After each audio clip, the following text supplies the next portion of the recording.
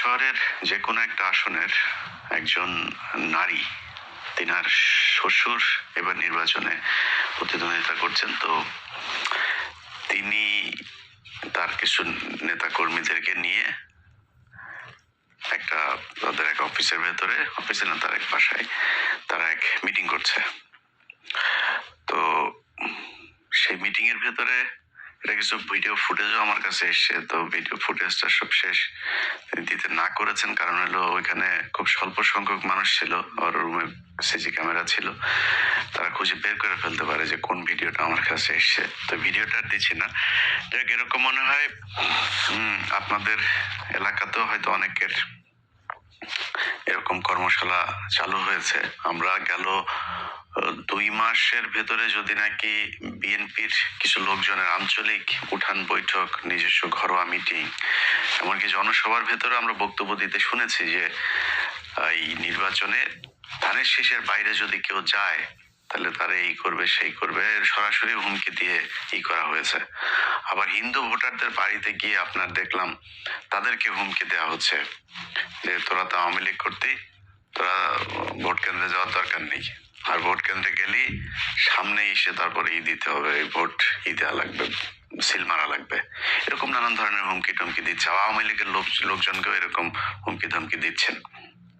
তো এইসবের প্রেক্ষিতে একটা মানে কনক্লুশন আসা যায় যে বিএনপি চেষ্টা করবে যে তারা নির্বাচনের দিন ভোট কেন্দ্রে নানান ধরনের কারচুপি করার, জোরপূর্বক মানুষকে সিল মারতে বাধ্য করা। তো বাংলাদেশের মানুষের কাছে আমার অনুরোধ থাকবে যে আপনাদের এই দেশের প্রতি অনেক দায়িত্ব আছে। ধরেন আপনি আমেরিকাতে যদি বা পশ্চিমা যেসব দেশের আপনারা অনেক ভিডিওতে সুন্দর সুন্দর শহর দেখেন, এখানে মানুষ অনেক দায়িত্ব পালন করে তার হাতে। আমি নিজেও ঢাকা শহরে যখন ছিলাম, পানির বোতল দিয়ে পানি খেয়ে ধরেন পানি শেষ হয়েছে, সেটারে ফুটবলের মতো লাথি মেরে আরেক দিকে ফেলে দিয়েছে। চকলেটের খোসা, সিগারেট, এইসব। তো এটা খুবই সহজ একটা জিনিস, হাতের কাগজ, বিশেষ করে পলিথিন জাতীয় যেসব জিনিস আছে সেগুলো আমরা কিছুই মনে করতাম না, চিপসের প্যাকেট। তো এটা এখানকার পশ্চিমা দেশে যেখানে সুন্দর সুন্দর শহর দেখেন, দেশ দেখেন, তারা এটা করে না। তাদের রাস্তার মোড়ে মোড়ে আপনার ডাস্টবিন আছে, সেখানে মানুষ নির্দিষ্ট জায়গায় ময়লা ফেলে।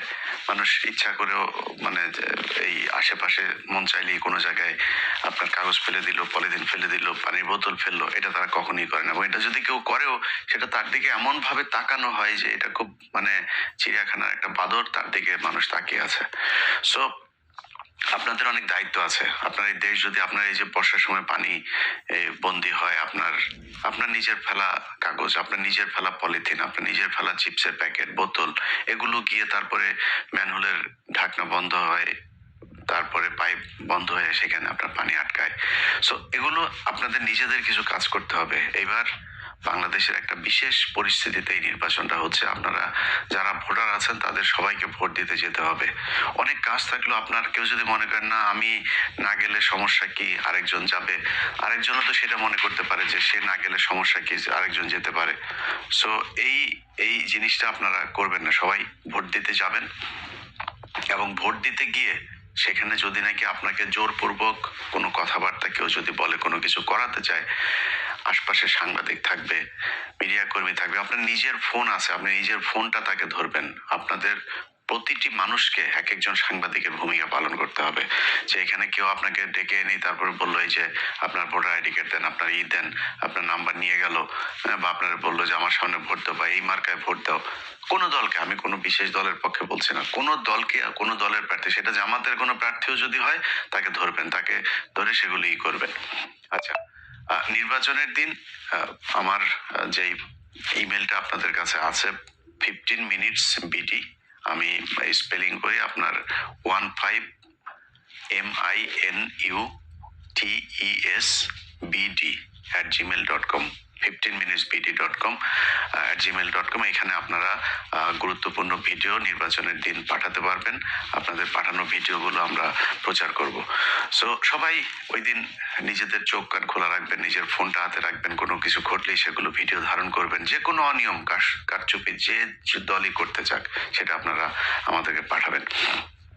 এখন এখন বিএনপিকে কিছু জিনিস বলি। ধরেন বিএনপির যেই আচার আচরণ, এটার সাথে 2018 সালের যে নির্বাচন, সেটার কিছুটা মিল পাওয়া যায়।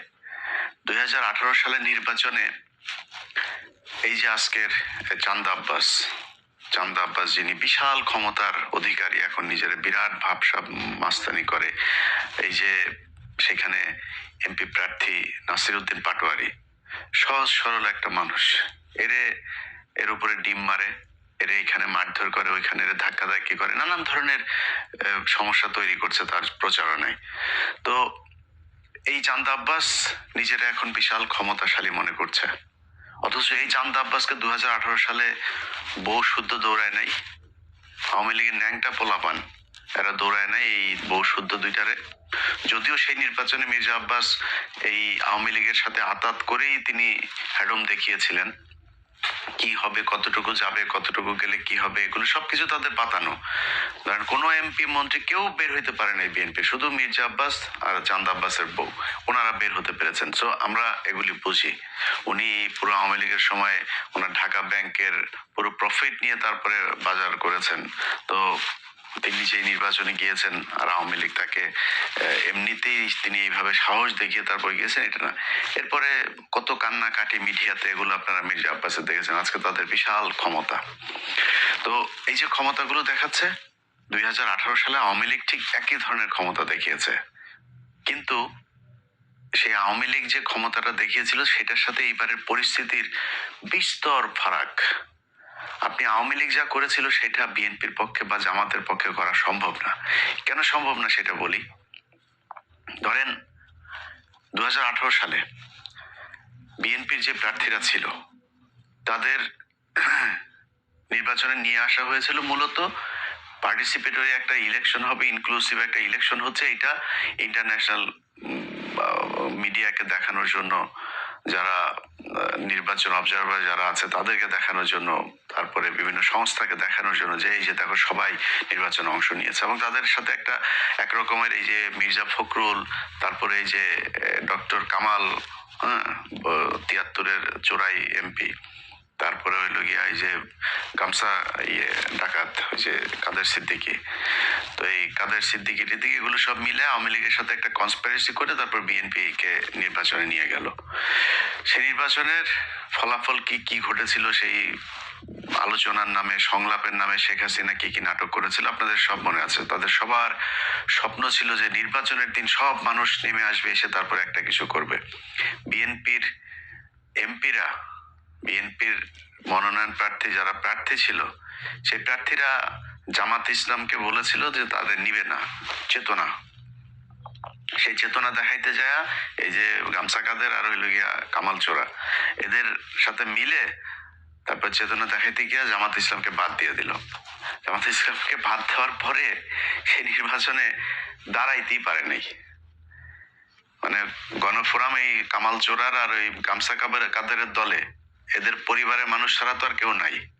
তো সেই দলের লোকজনের নিয়ে আপনি রাস্তায় দাঁড়াবেন কেমনে? একটা মিটিং হইতো একটা জনসভার মঞ্চে, আরে সেখানে ডক্টর কামাল শেখ মুজিবের কথা বলে, শেখ মুজিবের বয়ান, পুরো আওয়ামী লীগের বয়ানই করে, মুক্তিযুদ্ধের বয়ান। তো মুক্তিযুদ্ধের বয়ান বললে জিয়াউর রহমান নাই মুক্তিযুদ্ধে, জিয়াউর রহমানের দলের স্টেজে উঠা তারা আওয়ামী লীগের করে দিয়ে এসেছে।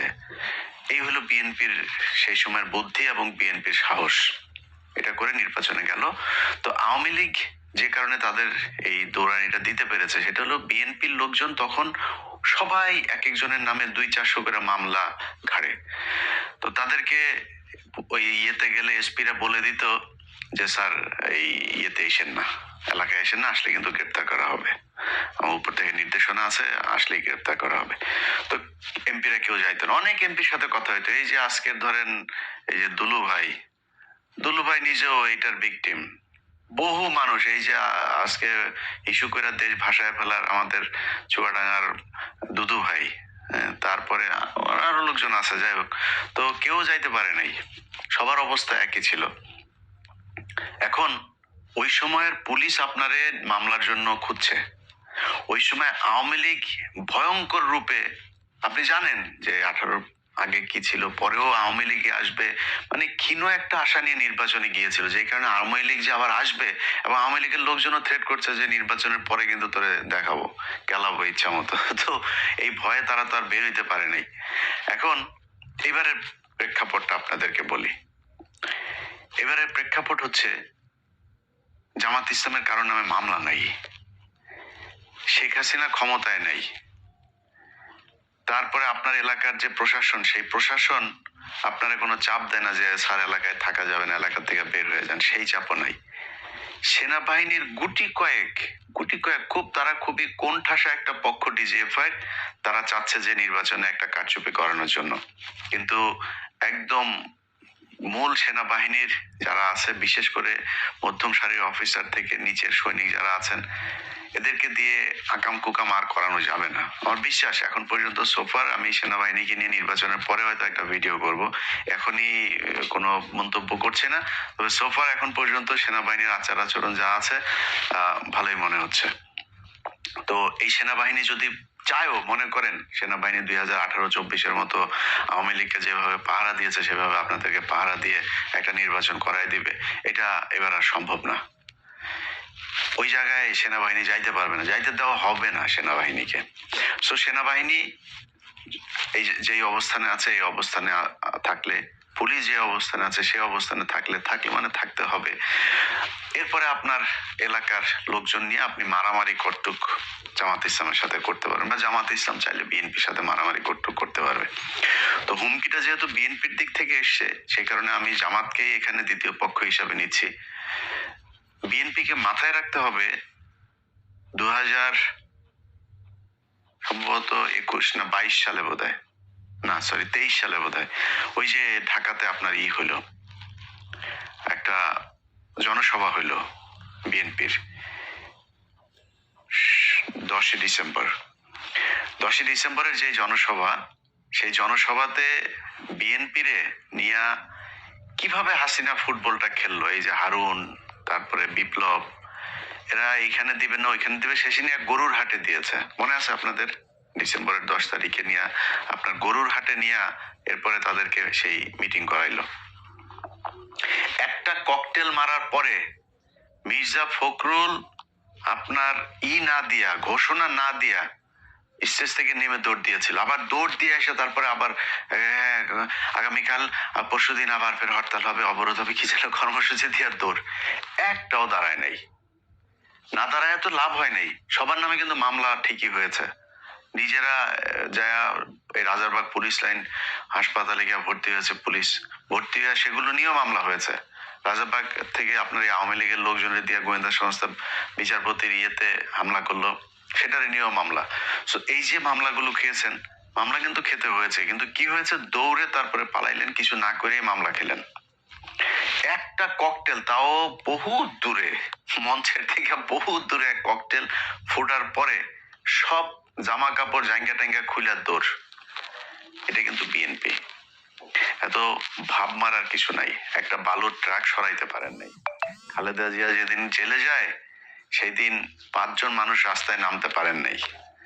আজকে লক্ষ লক্ষ মানুষ নিয়ে এই যে ভাবসাব মারেন না, নির্বাচনে ফেল করেন, ওই কুমিল্লায় হাসনাতের আসনে যান, মঞ্জুর কাছে যা জিজ্ঞেস করেন পৃথিবীটা কেমন, বুঝছেন? তো ওই ক্ষুধার রাজ্যে পৃথিবী যেমন গদ্যময় থাকে না, মঞ্জুর রাজ্যে পৃথিবীটা এখন গদ্যময় অবস্থা, কেউ নাই আশপাশে, অথচ মনোনয়ন পাওয়ার পরে বাড়ি ঘরে সারাদিন রমরমা অবস্থা, হাজার হাজার মানুষ মঞ্জুর ছেলেরে নিয়ে ভর্তি করায় দিয়ে আসে রিহাবে, পাগল হয়ে গিয়েছে। তো তাদের কাছে যা জিজ্ঞেস করেন নেতা কর্মীরা কিরকম, এটা বাংলাদেশের মানুষের স্বভাব চরিত্র। যখন আপনার অবস্থা ভালো থাকবে আপনার পিছে পিছে দৌড়াবে ইচ্ছা মতো, অবস্থা ভালো থাকবে না তখন আর পিছনে কারোর পাবে না। ঠিক একই অবস্থা আপনাদের সামনেও হইতে পারে কিন্তু, হ্যাঁ। সো পিছনের দিকে একটু খেয়াল রেখে তারপরে সামনের পদক্ষেপ নিয়েন, তাইলে খুব সুবিধা হবে। আগে বালুর ট্রাক সরাইতে পারেন নাই, নির্বাচনের দিনে 2018 সালে মাঠে আসতে পারেন নাই আওয়ামী লীগের পেদানির ভয়ে, সেই ব্যক্তিরা এখন এত ভাব মাইরা কথাবার্তা বলবেন আর জামাত ইসলাম বসে বসে লেমন জুস খাবে, এটা মনে করার কোনো কারণ নাই। আওয়ামী লীগে এই জামাত ইসলামকে আপনার করতে হলে যেই পরিমাণে শক্তি আপনার প্রয়োজন, ওই পরিমাণে শক্তি আপনার নাই। জামাতি আপনাদের এইটার ইয়ের পরে জামাতের এক ক্যান্ডিডেটের সাথে কথা হচ্ছিল, দীর্ঘদিন জেল খেটেছেন সেই ক্যান্ডিডেট, তারপরেও তাদেরকে নোয়ানো যায়নি। তো আমি তারা বলার পরে ভাই আমার বলতেছে যে কয়ে, ইলিয়াস ভাই আপনি টেনশন করেন না, পাছার চামড়া লাল করে দেওয়া হবে এবার যদি ভোট কেন্দ্রে কেউ আকাম কুকাম করতে আসে। বহুত পরিকল্পনা নিয়ে তারপরে জামাত ইসলাম মাঠে আছে, তার সাথে সাধারণ মানুষ, সাংবাদিক, প্রশাসন সবাই আছে। এখানে যায়া আকাম কুকাম করে তারপরে ভোট জোর করে নিয়ে চলে আসবেন এটা মনে করার কোনো কারণ নেই। এই চিন্তা থেকে বের হইয়া কি করা যায় সেই চিন্তা করেন, কেমনে জিতা যায়, অন্য কোনো রাস্তাঘাট যদি থাকে ওই দিক থেকে চিন্তা করে আসেন। এই এমনে জোর করে তারপরে ই করবেন এটা মনে করার কোনো কারণ নেই। আর সব শেষ প্রশাসনের ভাইদেরকে বলি, প্রশাসনের কিছু কিছু লোকজন, এই আজকে দেখলাম যে সালাউদ্দিনের স্টেজে এক জজ সাহেব আপনার দাঁড়ায় আছে। আপনার তো এনে কাজ নেই ভাই, আকাম কুকাম জাউরামি আওয়ামী লীগের আমলে বোধ করছেন, আর জাউরামি করতে যায়েন না। এর বাইরে কিছু পুলিশের এসপি, কিছু ডিসি আছেন, যারা যারা মনে করছেন বিশেষ কোনো দল ক্ষমতায় চলে আসছে, আমরা কিন্তু এখনো ওইভাবে মাঠে নামি নেই। আমরা মাঠে নামবো 10 তারিখ রাত 10টায় আমরা একটা লাইভে আসবো, ডক্টর কনক সারওয়ার, তারপরে পিনাকি ভট্টাচার্য আর আমরা লাইভে আসবো। আমরা 10 তারিখ থেকে ক্যাম্পেইন মূলত শুরু করবো। সো ক্যাম্পেইন কিন্তু এখনো শুরু করিনি। আপনাদের এই কয়দিন দেখলাম পরিস্থিতিটা কি, কোন দিকে যায়, কাদের কি অবস্থা, ওটা দেখে এখন নামছি আমরা। সো এখন যদি নাকি এই 10 তারিখের পর থেকে অলরেডি আপনারা মাঠে যারা আছেন তারা নিজেরাই বুঝেন কোন দিকে মানুষ কারে ভোট দিতে চাইতেছে। আমরা আর বলি না, অনেকে কাউকে 30টা দিয়েছে, কাউকে 280টা দিয়েছে। আমরা ওই ক্যালকুলেশনে এখন যাচ্ছি না, ক্যালকুলেশনে যাবো, সময় আছে এখনো, এত তাড়াহুড়া করেন না। প্রশাসনের যারা মনে করছেন যে কেউ একজন ক্ষমতায় চলে আসে এটা মনে করে তারপরে লুঙ্গি ধরে পেছনে পেছনে পা চেটে পোঙা টোঙা চেটে তারপরে পেছনে পেছনে ঘুরছেন, এই পোঙা চাটা যেগুলি আপনার এই প্রশাসনের লোকজন আছেন তাদেরকে বলবো 5 তারিখে যে রেহাইটা পেয়েছেন না, এটা সামনের পরিস্থিতি যদি আসে তাহলে ওই রেহাইটা পাবেন না, এই আর সুযোগ আপনাদেরকে দেওয়া হবে না। ঠিক একইভাবে গণমাধ্যমের অনেক লোকজন আছেন, তাদের ভিতরেও যারা যারা কিনা বিশেষ বিশেষ দলের হয়ে তারপরে কাজ করার চেষ্টা করে যাচ্ছেন, তাদের আসল রূপ আমরা জানি কে কোন দিকের। সো তারা, আমি বিশ্বাস করি যে একটু সাবধান হয়ে ই করবেন। রাস্তাঘাটের অবস্থা কি এটা আপনারা যেহেতু সাংবাদিকতা করেন আপনারা খুব ভালো করে জানেন মানুষ কাদেরকে ভোট দিতে চায়, কি করে। মানুষের কাছে জিজ্ঞেস করলে ভাই কোনো কথা নাই, মানুষের কাছে জিজ্ঞেস করলে কথা একটাই, ভাই আমরা এবার চাঁদাবাজে ভোট দিব না। আর এটা বলার সাথে সাথে একটা দল বোঝা যায় যে ভোটটা আসলে কারে দিবে। সো ভোট কারে দিবে এটা আপনিও জানেন, আমিও জানি, আমরাও জানি। একটা নীরব বিপ্লব ঘটবে, এই দেশের মানুষ ভারতের বিরুদ্ধে রায় দিবে, চাঁদাবাজদের বিরুদ্ধে রায় দিবে, টেন্ডারবাজদের বিরুদ্ধে রায় দিবে, ধর্ষকদের বিরুদ্ধে রায় দিবে, হাদির হত্যাকারীদেরকে যারা সহায়তা করেছে, যারা হাদির বিপক্ষে দাঁড়িয়েছে তাদেরকে রায় দিবে, যারা জুলাই সনদের বিপক্ষে দাঁড়িয়েছে তাদের বিরুদ্ধে রায় দিবে, যারা ভারতের সাথে এই মিলেমিশে ভারতীয় যেসব হ্যাকার আছে তাদেরকে টাকা পয়সা দিয়ে একটা রাজনৈতিক দলের শীর্ষ ব্যক্তির টুইটার অ্যাকাউন্ট হ্যাক করায় তাদের বিরুদ্ধে বাংলাদেশের মানুষ রায় দিবে, এটা আমাদের বিশ্বাস। সবাই ভালো থাকবেন। যারা যারা, সবশেষ আবারও বলি, এই কেন্দ্র দখলের এই স্বপ্ন দোষ নিয়ে ঘুমাচ্ছেন তাদেরকে বলবো কাপড় চোপড় খুইলা সুন্দর করে ধুইয়া টুইয়া তারপরে পাক পবিত্র হইয়া এরপরে ইতে যায়েন, কেন্দ্রে যায়েন, কিন্তু পাছা লাল করিয়া দিবে।